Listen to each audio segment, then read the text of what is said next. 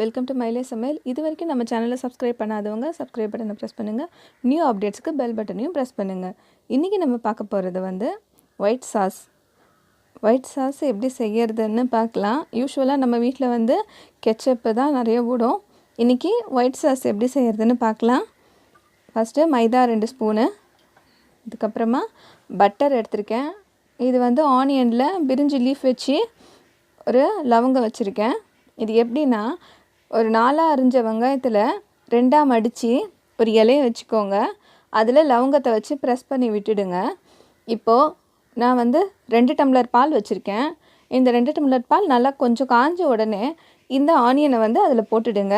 இது நல்லா கொதிக்கட்டும். அதில் இருக்க ஃப்ளேவர் அதில் இறங்கணும். அதுக்காக தான் அதில் டேஸ்ட் அதில் நல்லாயிருக்கும்.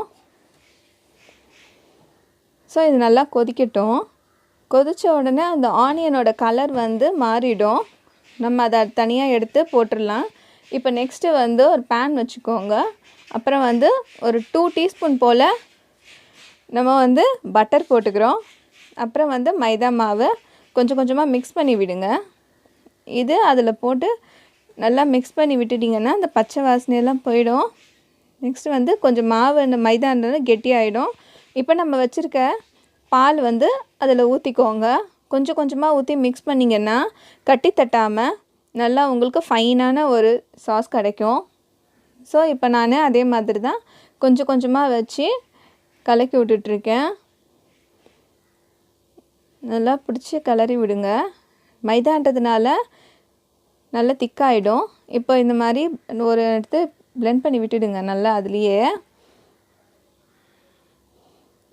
நல்லா சூட்டில் இருக்கும் போது இன்னும் நல்லா நம்ம எவ்வளோக்கு எவ்வளோ செய்கிறோமோ அந்த அளவுக்கு நல்லா சாஃப்டாக ஃபைனாக இருக்கிற ஒரு சாஸாக நமக்கு கிடைக்கும்.